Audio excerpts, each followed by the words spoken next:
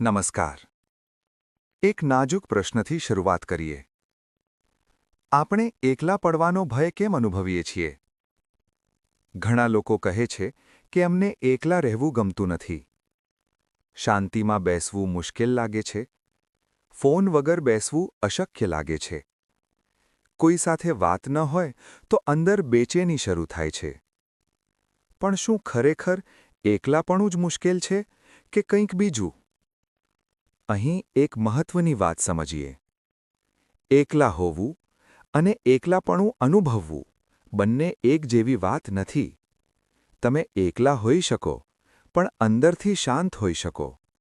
અને તમે લોકો વચ્ચે હોઈ શકો, પણ અંદરથી ખૂબ એકલા પણ હોઈ શકો.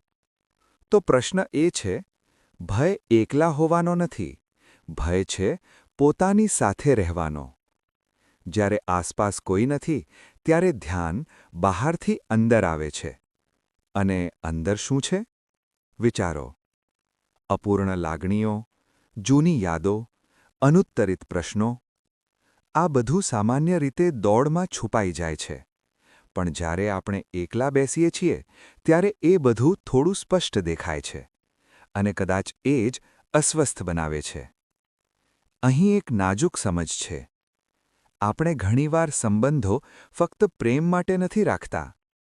આપણે સંબંધો ખાલીપો ન અનુભવવો પડે એ માટે પણ રાખીએ છીએ.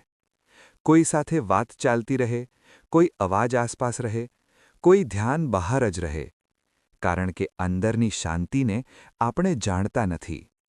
અને જે અજાણ્યું હોય તે થોડી ભયજનક લાગે છે. એકલાપણાનો ભય હકીકતમાં પોતાની અસ્વીકારેલી લાગણીઓનો ભય છે.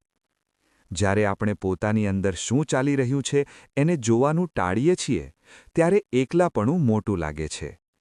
પણ જો ધીમે ધીમે પોતાની સાથે રહેવાનું શીખીએ તો કંઈક બદલાય છે.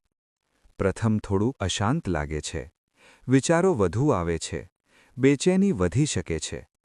પણ જો આપણે ભાગીએ નહીં, ફક્ત જોઈએ તો અંદર એક નવી સમજ જન્મે છે.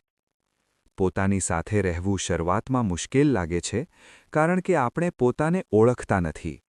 પણ જેમ જેમ ઓળખ વધે છે, એમ ભય ઓછો થાય છે. એકલાપણું દુશ્મન નથી, એ એક આમંત્રણ છે.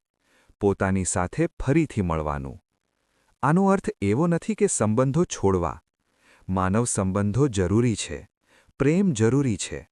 પણ જ્યારે સંબંધ ભયમાંથી જન્મે છે, ત્યારે તે ભાર બની જાય છે. અને જ્યારે સંબંધ પૂર્ણતામાંથી જન્મે છે, ત્યારે તે સ્વતંત્ર બને છે. હમણાં એક સવાલ પૂછો. જો આજે થોડીવાર તમે કોઈ સાથે વાત કર્યા વગર બેસો, તો શું થાય? શું તરત ફોન તરફ હાથ જશે? શું બેચેની આવશે? એ બેચેનીને ખોટું ન કહો. માત્ર જુઓ. કદાચ એ જ સમજની શરૂઆત છે.